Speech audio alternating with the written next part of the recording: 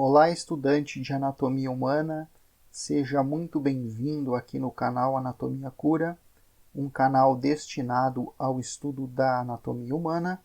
Eu sou o professor Gustavo Cura e na videoaula de hoje vamos estudar a anatomia da medula espinhal. O termo medula espinhal, na origem da palavra, medula significa miolo, indica o que está dentro. Portanto, a medula espinhal está dentro da nossa coluna vertebral.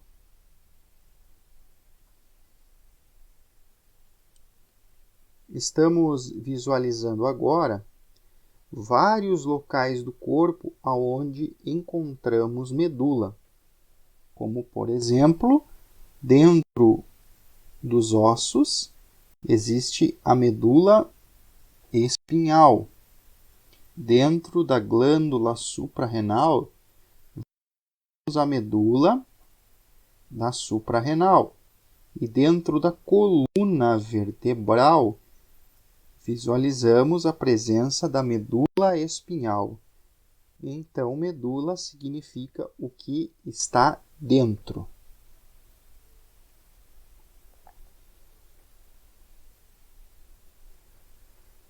A medula espinhal pode ser definida como sendo uma massa de tecido nervoso de formato cilíndrico que está situada dentro do canal vertebral da nossa coluna. Estamos observando a medula por uma vista anterior e a medula através de uma vista superior, onde observamos a medula espinhal dentro do canal vertebral. A medula espinhal é a via de passagem de impulsos nervosos sensitivos que seguem em direção do encéfalo e impulsos nervosos motores destinados aos músculos. Então, essa estrutura que denominamos de medula espinhal é um caminho, é uma estrada, é uma via de passagem de impulsos sensitivos destinados ao encéfalo e motores destinados aos músculos. Quando falamos em limites da medula espinhal, convém lembrar que essa estrutura não ocupa todo o nosso canal vertebral. Conseguimos visualizar na figura que o limite superior da nossa medula espinhal encontra-se ao nível da estrutura anatômica denominada de forame magnum. No osso occipital, encontramos uma abertura, o forame magno, e o forame magno demarca o limite superior da nossa medula espinhal.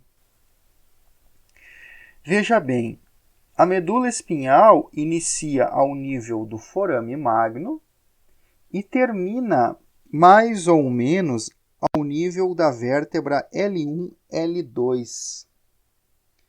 Então, a nossa medula termina ao nível da vértebra L2. Todo esse espaço situado abaixo da vértebra L2 não contém estruturas pertencentes à nossa medula espinhal, mas visualizamos a presença de fibras nervosas provenientes da medula que seguem em direção inferior. Mas a medula, então, termina ao nível da vértebra L2. Normalmente, a medula espinhal vai apresentar mais ou menos 45 centímetros de extensão. Ao longo da extensão da nossa medula espinhal, encontramos duas dilatações, duas intumescências. Observe na imagem a presença de uma dilatação ao nível das vértebras cervicais e a presença de uma dilatação ao nível das vértebras lombares. Estas dilatações que encontramos na medula espinhal denominamos de intumescências. A intumescência cervical e a intumescência lombar. Destas intumescências originam-se fibras nervosas que posteriormente se entrelaçam, formando plexos. Observamos nesta figura a presença de fibras nervosas que se entrelaçaram, formando a estrutura anatômica que chamamos de plexo braquial. As fibras que se entrelaçaram para formar o plexo braquial estão situadas na região cervical e na axila. Essas fibras que formaram o plexo braquial são destinadas a fazer a inervação do membro superior. Portanto, os nervos destinados ao membro superior, as fibras nervosas que vão formar os nervos destinados ao membro superior, originam-se da intumescência cervical. Já as fibras nervosas destinadas a fazer a inervação do membro inferior originam-se da intumescência lombar. Na intumescência lombar, parte fibras que se entrelaçam, formando o plexo lombosacral, e posteriormente a formação do plexo lombosacral, nós vamos ter nervos que vão fazer a inervação do nosso membro inferior. Então, estas duas dilatações existentes na medula indicam locais aonde originam-se fibras nervosas que vão fazer a inervação do membro superior, no caso da intumescência cervical, e fibras nervosas que vão fazer a inervação do membro inferior, no caso da intumescência lombar. A explicação do porquê que existem essas dilatações é simples. Há uma concentração maior de neurônios nessas regiões.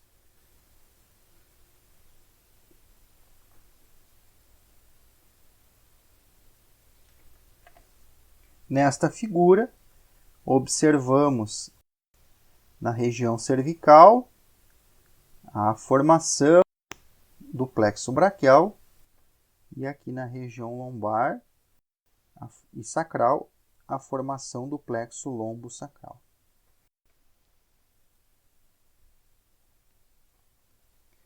Foi mostrado anteriormente que a nossa medula espinhal termina ao nível da segunda vértebra lombar. Notem que a medula espinhal termina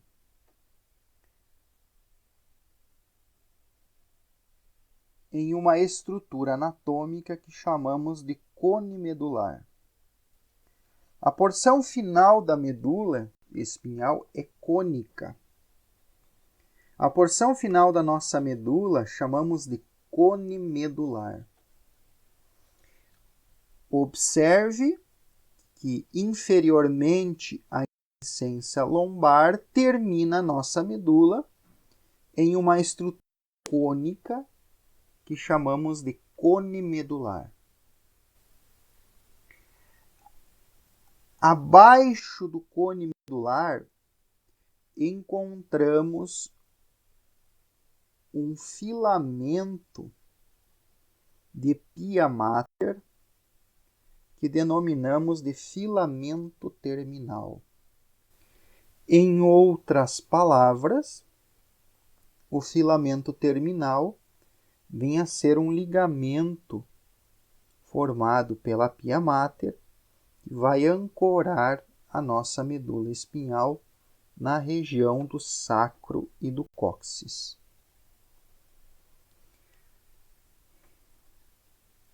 Abaixo do cone medular, nós vamos encontrar o filamento terminal e também uma série de raízes nervosas.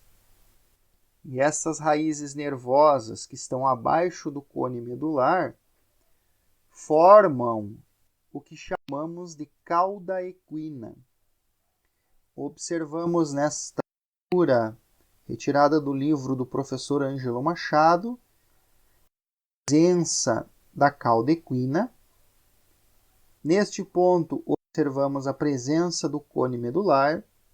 Então, inferiormente ao cone medular, encontramos o filamento terminal e as raízes nervosas que vão constituir a cauda equina. Essas raízes nervosas se assemelham a uma cauda de cavalo, portanto, chamam estas raízes nervosas de cauda equina. Quando eu falo em raízes nervosas, saiba que essas estruturas são formadas por fibras nervosas. São fibras nervosas, são axônios que estão dispostos abaixo do cone medular. E estas fibras nervosas vão entrar na formação dos nervos destinados ao nosso membro inferior. Seguimos com o nosso estudo da anatomia externa da medula espinhal. Já verificamos nesse ponto aonde começa a medula, onde termina a medula, e já verificamos também a presença das intumescências cervical e lombar. Das intumescências originam-se fibras nervosas que vão formar plexos, e a partir dos plexos ocorre a formação dos nervos destinados aos nossos membros superiores e inferiores. Agora estamos visualizando um segmento medular e assim visualizamos na superfície da medula a presença de sulcos. Veja que há 4 sulcos percorrendo a superfície da nossa medula. Esta figura nos mostra uma imagem de vista anterior. Primeiramente, encontramos exatamente sobre a linha mediana um sulco posicionado anteriormente. Só que este sulco que visualizamos não vamos chamar de sulco, vamos chamar de fissura. Já explico a diferença de sulco para fissura. Então, na superfície externa da medula, na parte anterior, encontramos a fissura mediana anterior. Na parte posterior da medula, que fica um pouco difícil de visualizar, mas na parte posterior da medula, exatamente sobre a linha média, encontramos também um sulco, o sulco mediano posterior.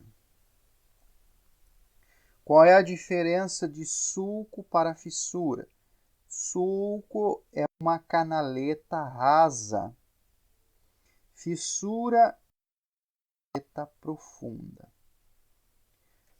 Então, sobre a linha mediana, anteriormente encontramos a fissura mediana anterior e posteriormente encontramos o sulco mediano posterior. Agora, nas laterais, vamos encontrar a presença de sulcos. Na região anterior, na lateral da fissura mediana anterior, localiza-se o sulco lateral anterior, que visualizamos neste lado, e no lado oposto também visualizamos um sulco lateral anterior. Na parte posterior da medula, situa-se o sulco mediano posterior, que fica exatamente sobre a linha mediana. Nas laterais do sulco mediano posterior, vamos encontrar um sulco lateral posterior.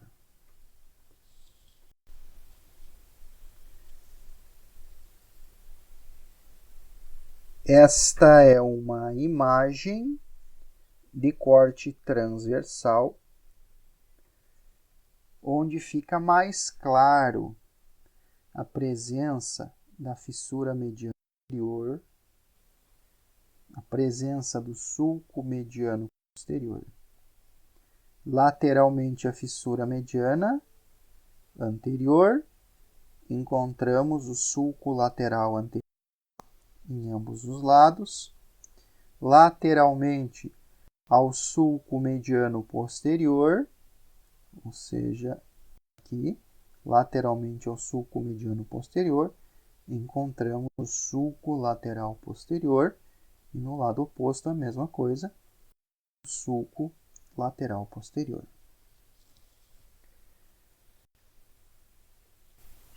Entre o sulco mediano posterior e o sulco posterior, localizamos o sulco intermédio posterior. Mais uma vez, entre o sulco mediano posterior e o sulco lateral posterior, encontramos o sulco intermédio posterior. O sulco intermédio posterior só está presente na porção da medula. O sulco mediano, o sulco intermédio posterior, ele é uma continuação dos sulcos existentes no bulbo. Lá no bulbo, que é uma estrutura do nosso encéfalo, também existe a presença de sulco intermédio posterior. E este sulco intermédio posterior, que está presente na medula, também está presente no bulbo. Por isso que eu afirmo que o sulco intermédio posterior é uma continuação do sulco intermédio posterior visível no bulbo. Agora, notem a seguinte situação. Dentro do sulco lateral anterior. E dentro do sulco lateral posterior estão saindo fibras nervosas. Nós observamos dentro dos sulcos laterais a presença de fibras nervosas que estão emergindo dentro dos sulcos laterais, anterior e lateral posterior. E estas fibras nervosas que saem de dentro dos sulcos laterais vão formar, na sequência, os nossos nervos espinhais. Vamos estudar agora a anatomia interna da medula espinhal. Observamos a seguinte situação. A substância branca da medula espinhal está disposta na parte externa. E a substância cinzenta da medula espinhal está disposta na parte interna. Então, substância branca localiza-se externamente e substância cinzenta localiza-se internamente.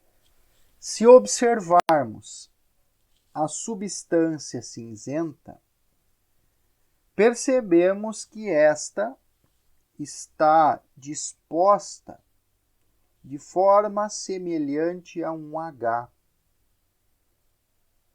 que chamamos de H medular. Isto não é um termo anatômico, tá?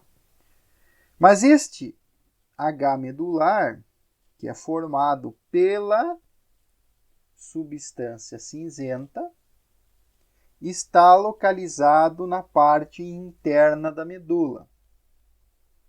E a substância branca está localizada na parte externa da medula.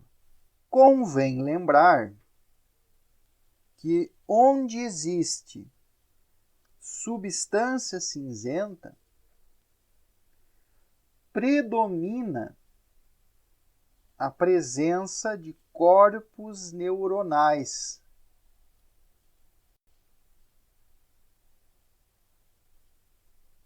E onde há substância branca, predomina a existência de axônios, de fibras nervosas.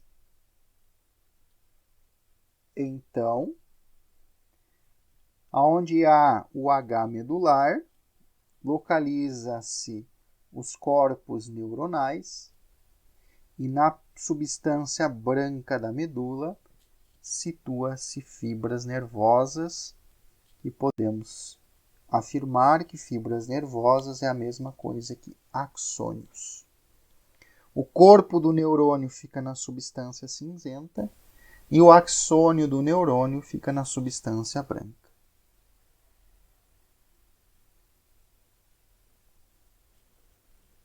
Ainda em relação ao H medular, notem vocês que o H medular ele apresenta colunas, que também chamamos de cornos.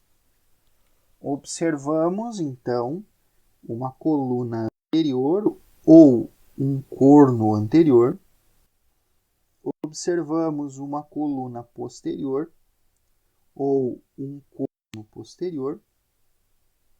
Observamos também uma coluna lateral ou corno lateral. Esta coluna lateral somente está presente na porção torácica da medula.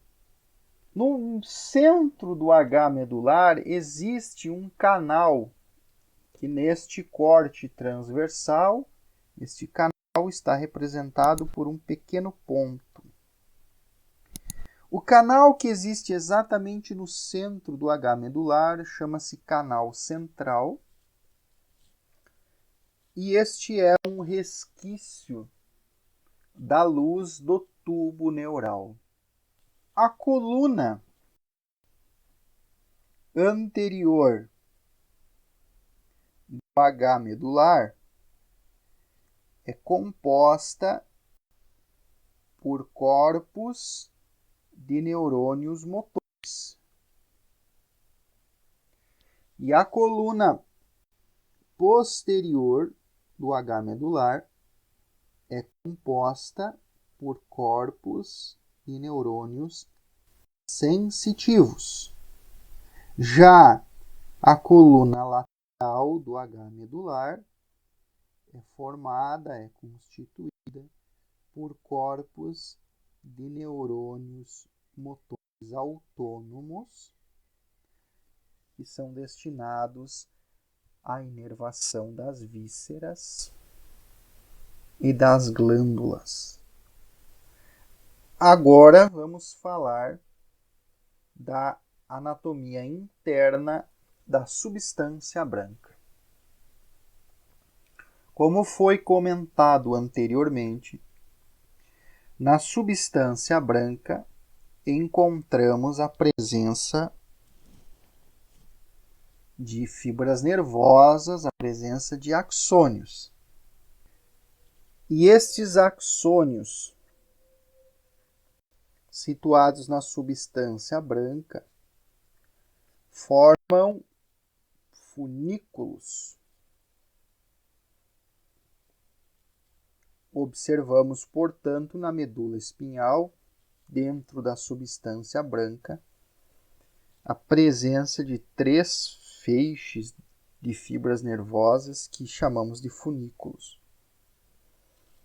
Um funículo anterior, um funículo posterior e também um funículo lateral. 3 funículos na substância branca da medula espinhal.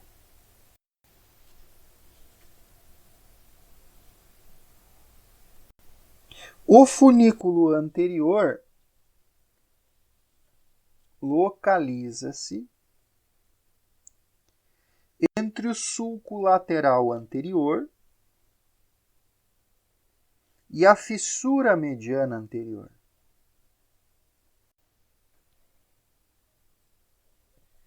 Já o funículo lateral localiza-se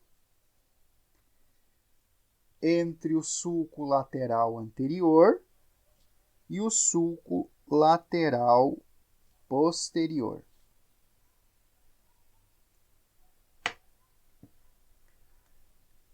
O funículo posterior está localizado entre o sulco lateral posterior e o sulco mediano posterior.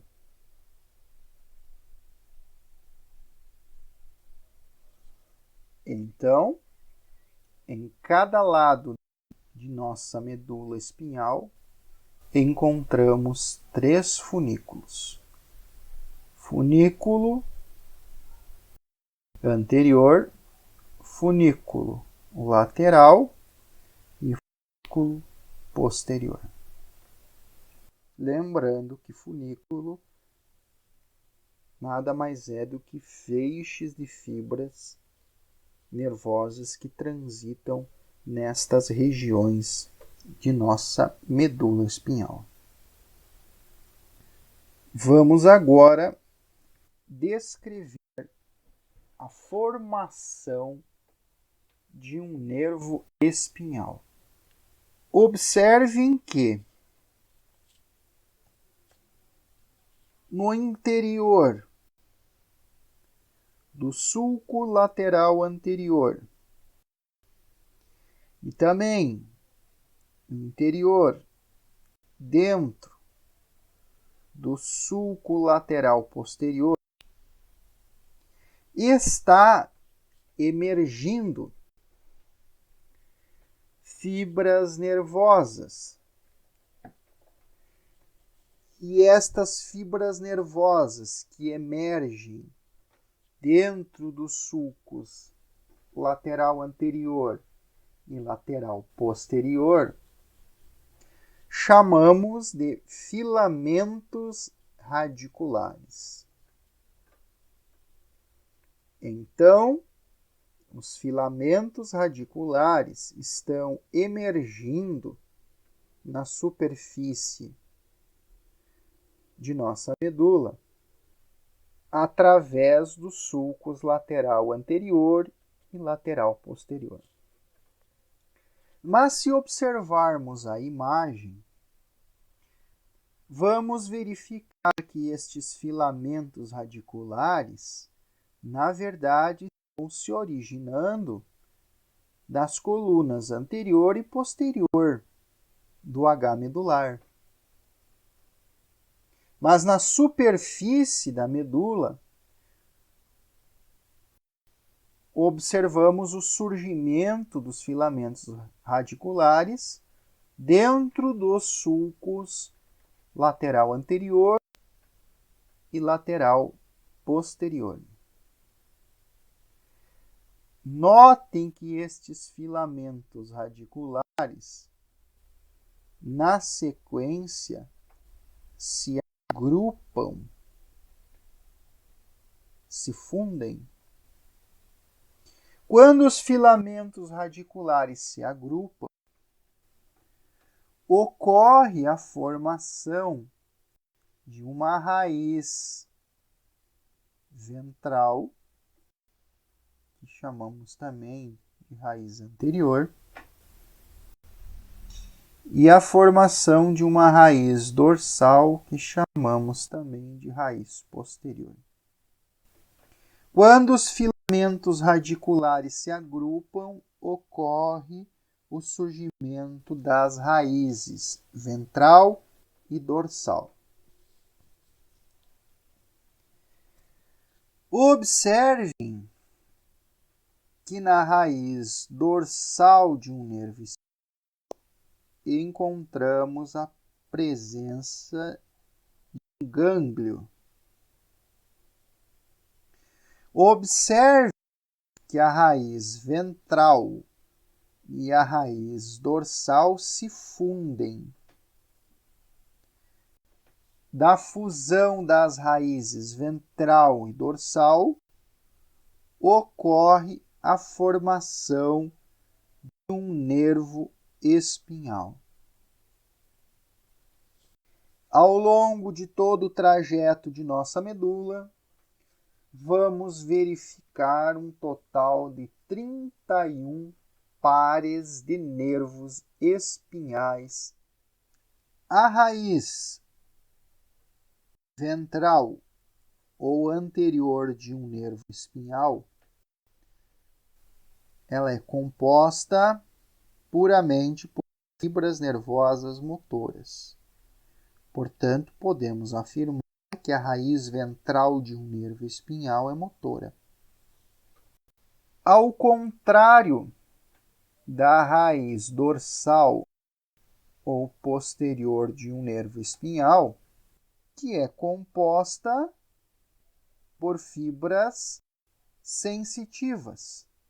Portanto, a raiz posterior, a raiz dorsal de um nervo espinhal, é puramente sensitiva.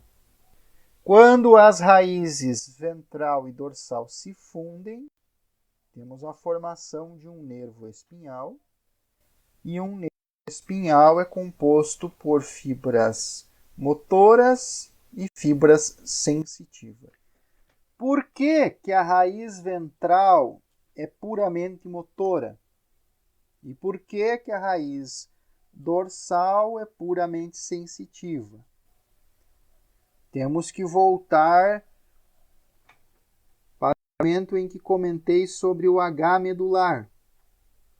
Quando comentei sobre o H medular, foi afirmado que a coluna anterior é composta por corpos de neurônios motores, e a coluna anterior do H é composta por corpos de neurônios sensitivos. Então, o corpo do neurônio está dentro do H medular. E o que sai para fora do H medular são as raízes nervosas, os axônios. Então, a raiz ventral é puramente motora. Aqui no H, corpo de neurônio motor. E o que sai para fora aqui são os axônios, que vão formar a raiz anterior. E a raiz anterior é motora. Na coluna posterior do H medular, vamos encontrar a presença de corpos de neurônios sensitivos. O corpo do neurônio está na coluna posterior. E o axônio sai para fora. E posteriormente forma a raiz posterior de um nervo, que é puramente sensitiva. Após a formação da raiz ventral e da raiz dorsal, as duas raízes se fundem para formar um nervo espinhal. O nervo espinhal deixa o canal vertebral da coluna através de forames na lateral da nossa coluna. Estamos visualizando aqui 3 vértebras lombares. E veja quando uma vértebra lombar está sobre outra, surge a presença de forames. Então, o nervo espinhal deixa o canal vertebral através do forame intervertebral. E aqui nesta figura observamos 2 forames intervertebrais. Após a formação de um nervo espinhal, o que acontece? Veja este nervo espinhal. Vamos pegar como exemplo este nervo espinhal. Aqui nós temos os filamentos, que não aparecem muito bem. Os filamentos se agrupam e formam as raízes ventral e dorsal. Após as raízes se agrupam para formar um nervo. Então, aqui estamos visualizando um nervo espinhal. O que acontece após a formação de um nervo espinhal? Veja que os nervos espinhais se ramificam. Este nervo em específico está se ramificando em um ramo ventral, que também podemos chamar de anterior, e um ramo dorsal, que também podemos chamar de ramo posterior. Então, após a formação de um nervo, este ramifica-se, ou seja, ele se divide em um ramo anterior e um ramo posterior. Os ramos dorsais dos nervos espinhais são destinados a fazer a inervação da pele e músculos intrínsecos do dorso. Intrínseco quer dizer que esses músculos têm a origem e a inserção no dorso. Os ramos ventrais de um nervo espinhal fazem a inervação da pele e músculos das paredes lateral e anterior do tórax, da pele e músculos do abdômen, membros superiores, membros inferiores. Então, temos aqui um resumo do território de inervação dos ramos ventrais e dorsais dos nervos espinhais. Vamos falar agora de segmento medular. O que vem a ser segmento medular? Entende-se por segmento medular como sendo a parte da medula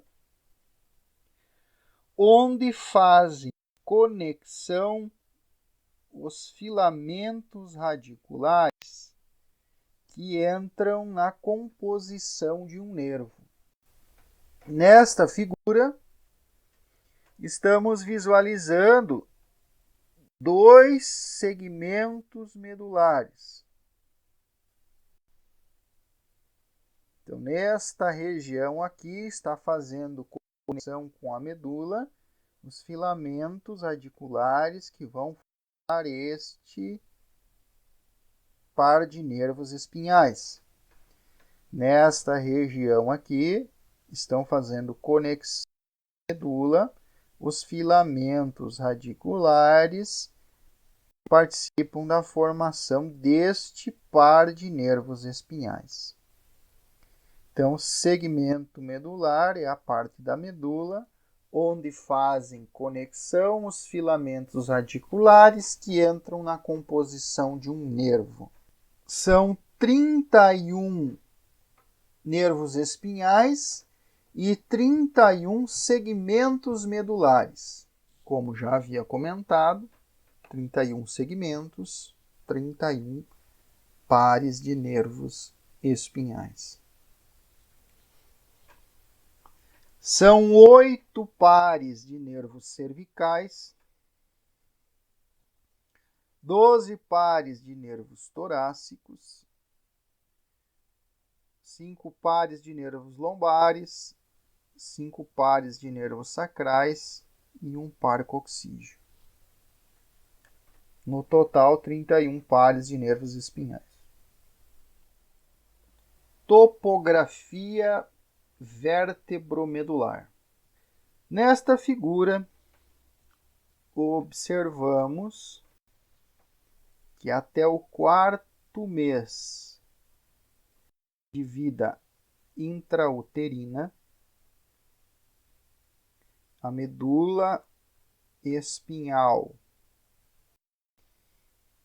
e a coluna vertebral crescem na mesma proporção.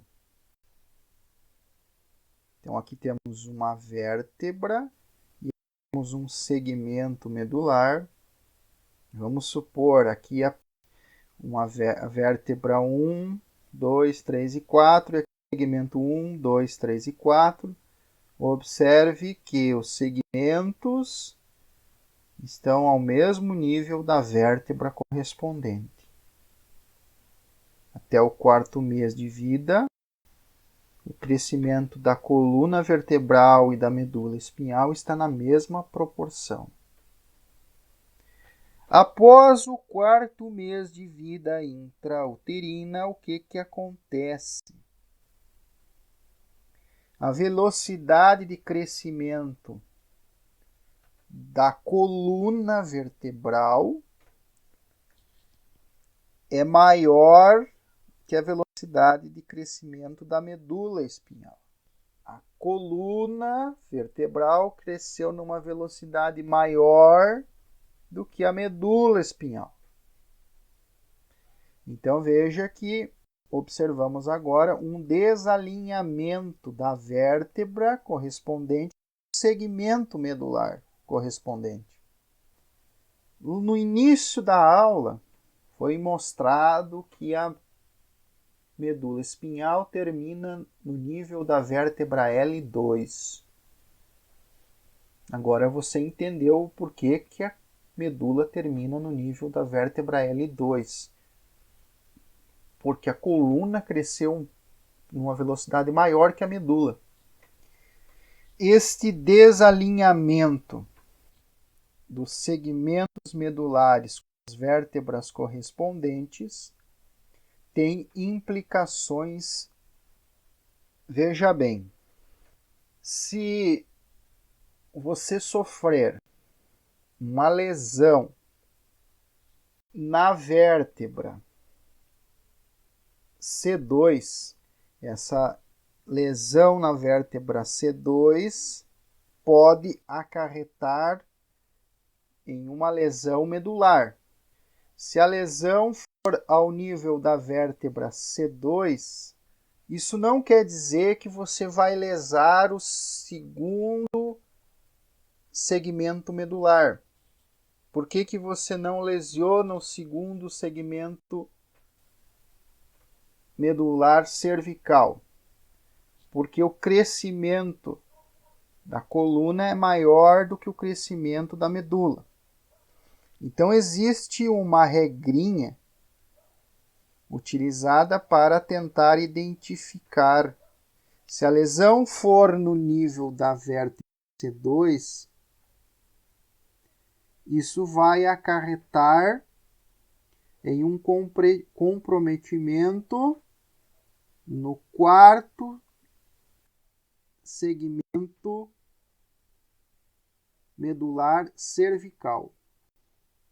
Lesões que ocorrem ao nível da vértebra C2 e a vértebra T10 adiciona-se 2 ao número dos processos espinhosos das vértebras.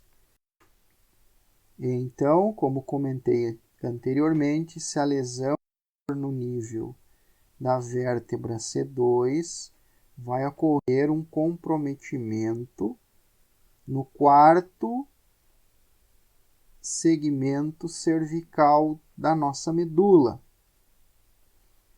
Se a lesão for ao nível da vértebra C4, vai ocorrer um comprometimento no sexto segmento cervical da nossa medula espinhal. Lesões que ocorrem ao nível das vértebras T11 e T12 comprometem os segmentos medulares lombares, e lesões que ocorrem das vértebras L1 e L2 comprometem os segmentos medulares sacrais e coxígeos. Esta regrinha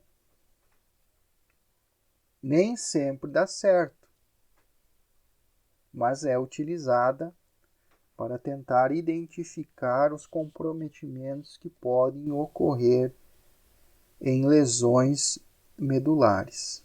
Então, sabendo a altura da vértebra lesada, pode-se supor quais são os comprometimentos, quais são os segmentos medulares afetados. Envoltórios da medula espinhal. A medula espinhal faz parte do nosso sistema nervoso central. Lembrando que o sistema nervoso central é encéfalo e medula espinhal. O sistema nervoso central é envolvido por membranas fibrosas, que chamamos de meninges. Então, a nossa medula espinhal apresenta 3 meninges que estão a envolvendo. A dura mater é a meninge mais externa, a aracnoide é a meninge média e pia mater é a meninge mais interna. Observamos nesta figura a mater, a meninge externa, a aracnoide, a meninge média, e a pia mater, a meninge mais interna, que está voltada para o tecido nervoso. A dura mater, que envolve a nossa medula, se dispõe como um dedo de uma luva. E esta dura mater que envolve a nossa medula espinhal, como um dedo de uma luva, chamamos de saco dural. Então, saco dural é a dura mater que envolve a nossa medula espinhal. Então, nesta figura, estamos visualizando o dural aberto, seccionado. E aqui, em um corte transversal, também estamos visualizando o saco dural, que é a dura mater, que envolve a nossa medula espinhal. Agora, estamos visualizando um esquema mostrando os espaços que existem entre as meninges que envolvem a medula. O espaço extradural também é chamado de epidural. O espaço extradural ele está localizado entre o periósteo, que envolve os ossos, e a dura mater. Então, ao observarmos esta imagem, visualizamos o espaço extradural entre o periósteo, que recobre o osso, e a dura mater. No espaço extradural, vamos encontrar a presença de tecido adiposo e veias, como visualizamos na figura. No espaço subdural, que está localizado entre a dura mater e a aracnoide, vamos encontrar uma pequena quantidade de líquido este que impede que a dura mater venha a grudar na aracnoide. O espaço subaracnoide localiza-se entre a aracnoide e a pia mater. No espaço subaracnoide, vamos encontrar uma grande quantidade de líquido este que chamamos de cerebroespinhal ou simplesmente líquor. No espaço subaracnoide, vamos encontrar o líquor, líquido cerebroespinhal, líquido cerebro-raquidiano. O líquor que está disposto no espaço subaracnoide, em algumas situações, há a necessidade de realizar a coleta do líquor para análise. E qual é o local mais apropriado para a coleta do líquor? Uma vez que soubemos que a medula termina no nível da vértebra L1 e L2, temos a certeza que se realizarmos a coleta do líquor abaixo do nível da L1 e L2, se errarmos a profundidade da agulha de coleta, não vamos lesar a nossa medula espinhal, porque a medula termina no nível da L2. Chegamos ao final de mais uma videoaula aqui no canal Anatomia Cura. Obrigado pela atenção de todos. Se gostou do vídeo, deixe a sua curtida, inscreva-se no nosso canal e até a próxima videoaula. Um forte abraço do professor Gustavo Cura.